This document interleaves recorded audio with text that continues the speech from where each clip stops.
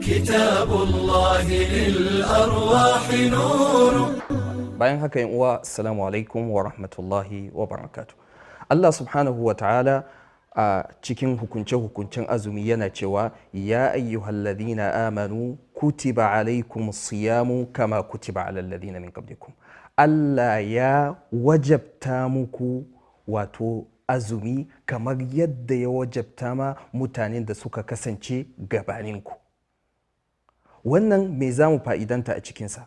Za mu fa'idanci abubuwa kamar haka. Na farko, idan kasancewa wannan abun da aka ɗaura maka a kanka, a'a ba a kanka kaɗai aka fara ba, an fara ne a kan mutanen da suka gabata.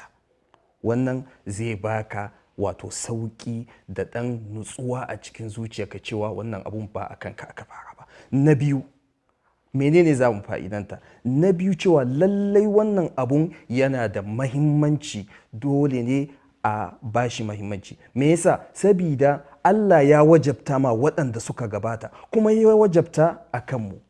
Me hakan yake nufi? Hakan yake nufi lallai wannan abun yana da mahimmanci. Kaman ɗanka ne, ɗanka idan ka wajabta masa abu, wato ka tilasta sa dole idan shi bai san amfaninsa ba, amma lallai kai ka san amfaninsa yayin da ka tilasta masa wannan abun dole sai ya yi sa.